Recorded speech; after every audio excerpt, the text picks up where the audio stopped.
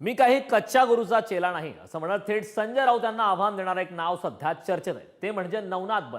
भारतीय जनता पक्षाच्या मीडिया सेलचे प्रमुख. कमी वयातच नवनाथ यांच्यावर पक्षानं मोठी जबाबदारी सोपवली. संजय राऊतांना थेट आव्हान देणारा भाजपचा हा नवा नाथ कोण, पाहूया त्या संदर्भातला एक खास रिपोर्ट.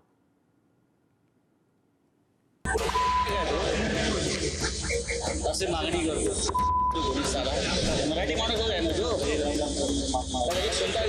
संजय राऊत यांचा डीएनए अशा पद्धतीचा आहे, त्यामुळे कदाचित ते अशा पद्धतीची भाषा करतात. कोणी लुटली आहे महानगरपालिका ही मुंबईच्या जनतेला माहिती आहे आणि लुटमार करणाऱ्यांच्या हंड्यापुढे तुम्ही मुंबईपासून ठाण्यापर्यंत फिरताय. उभाटा गटाच्या 52 पत्त्यामध्ये सर्वच्या सर्व जोकर आहेत, त्यामुळे संजय राऊत यांनी महाजोकराची भाषा करू नये. 2029च्या निवडणुकीमध्ये कोकणामध्ये कोणाचं दुकान बंद होत आहे हे आपल्याला कळलं. महाराष्ट्रातल्या जनतेनं उद्धव ठाकरे यांचा महाजोकर केला आणि त्यांना घरी बसवलं. त्यामुळे माकड छाप संजय राऊत यांनी ही गोष्ट कायमची ध्यानात ठेवावी. संजय राऊत आणि नवनाथ बन यांच्यात सध्या जोरदार जुंपली आहे. भारतीय जनता पक्षाच्या मीडिया सेलचे प्रमुख असणाऱ्या नवनाथ बन यांनी थेट संजय राऊतांना आव्हान दिलं आणि मी काही कच्च्या गुरूचा चेला नाही असा थेट इशाराही दिला. भाजप सरकार विरोधात धडाडणाऱ्या राऊतांच्या तोफखान्याला टक्कर देण्याची जबाबदारी पक्षानं सध्या बन यांना दिली आहे.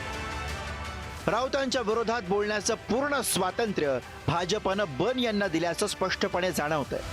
राजकीय वर्तुळात नव्यानं आणि ठळकपणे उदयाला येणाऱ्या नवनाथ बन यांची ओळख करून घेऊया.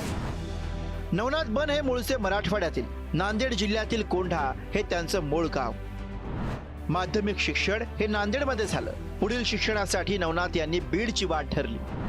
महाविद्यालयीन जीवनात उत्तम शैलीमुळे वक्तृत्व स्पर्धा गाजवल्या. त्यानंतर नवनाथ यांनी पत्रकारितेची वाट स्वीकारली. टेलिव्हिजन मीडियामध्ये नवनाथ पत्रकार म्हणून रुजू झाले आणि मराठवाड्यातील या तरुणाचा मुंबईमध्ये प्रवेश झाला. जवळपास 10 वर्ष पत्रकारितेच्या क्षेत्रात काम केल्यानंतर नवनाथ यांना राजकारणामध्ये जाण्याचे वेध लागले आणि अचानक नवनाथ बन यांच्या बाबत एक बातमी आली. वृत्तवाहिनीचा राजीनामा देऊन 16 जानेवारी 2023 रोजी नवनाथ बन यांनी अधिकृतरित्या भारतीय जनता पक्षात प्रवेश केला. प्रवेशाच्या वेळीच भाजपनं महाराष्ट्र राज्य माध्यम सेल प्रमुख म्हणून त्यांची नियुक्ती केली. त्यांच्या प्रवेशानंतर फडणवीस यांनी एका व्हिडिओ संदेशाद्वारे बन यांचं अभिनंदन केलं आणि पक्षात स्वागत केलं. भाजपच्या कार्यक्रमांमध्ये त्यांची ठळक उपस्थिती दिसून येते. मुख्यमंत्री देवेंद्र फडणवीस आणि माजी भाजप प्रदेशाध्यक्ष चंद्रशेखर बावनकुळे यांचे ते जवळचे मानले जातात. भारतीय जनता पक्षाकडे जुन्या जाणत्या प्रवक्त्यांची मोठी फौज आहे. खरं तर अशी मोठी फौज असताना सुद्धा नवनाथ बन यांच्यासारख्या तुलनेनं नवख्या आणि तरुण व्यक्तीवरती एक अत्यंत महत्त्वाची जबाबदारी सोपवली. शिवसेना उद्धव ठाकरे गटाचे खासदार प्रवक्ते संजय राऊत यांना उत्तर द्यायचं, त्यांच्यावरती टीका करायची महत्त्वाची जबाबदारी नवनाथ बन यांच्यावरती सोपवली.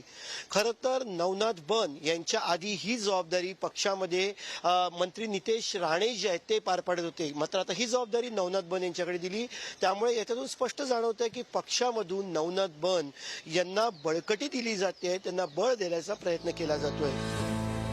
अगदी सुरुवातीपासूनच भाजपमध्ये तरुण रक्ताला संधी दिली गेली आहे. राज्याचे मुख्यमंत्री देवेंद्र फडणवीस हे अगदी कमी वयात नागपूरचे महापौर झाले होते, तर शरद पवारांनंतर सर्वात कमी वयात झालेले मुख्यमंत्री म्हणून देवेंद्र फडणवीस यांच्या नावाची नोंद घेतली गेली.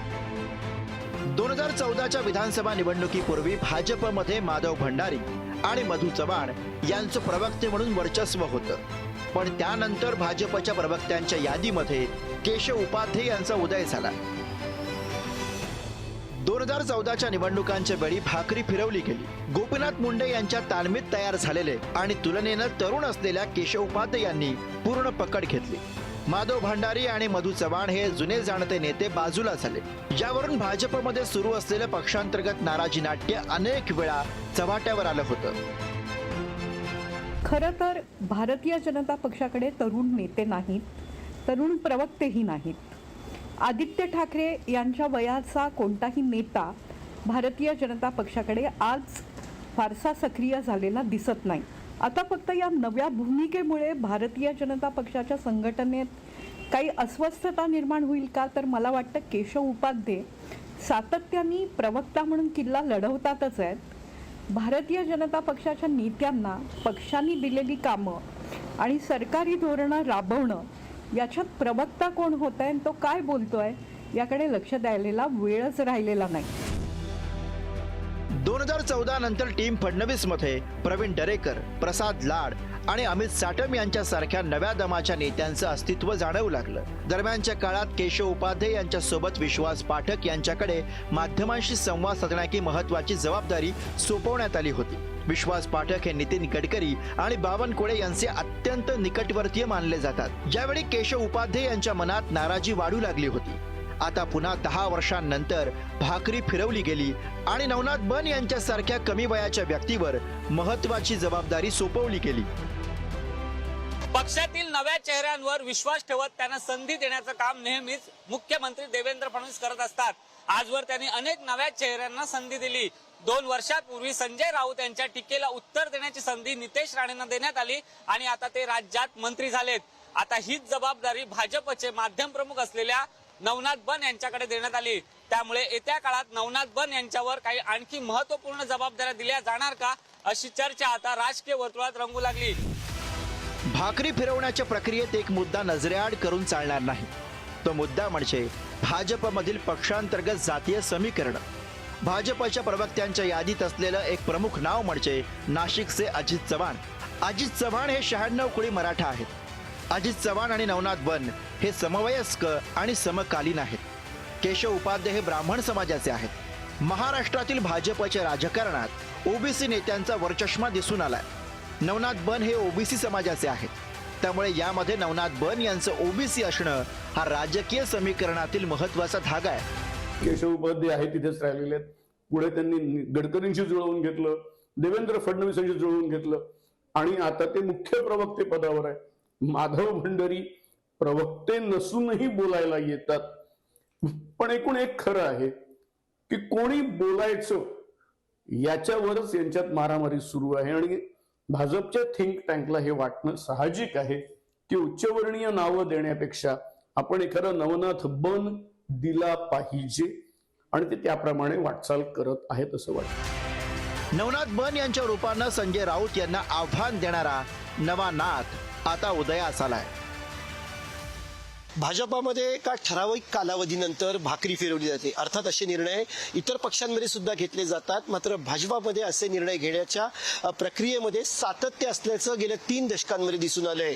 त्यामुळे नवनाथ बन यांच्यावरती टाकलेली जबाबदारी अजून वाढवून एखाद्या महत्वाच्या पदावरती त्यांची वर्णी लागणार का, अशा राजकीय चर्चांना नक्कीच वाव आहे असं आपण म्हणू शकतो. सुशांत सावंतसह पंकज दळवी, पुढारी न्यूज, मुंबई.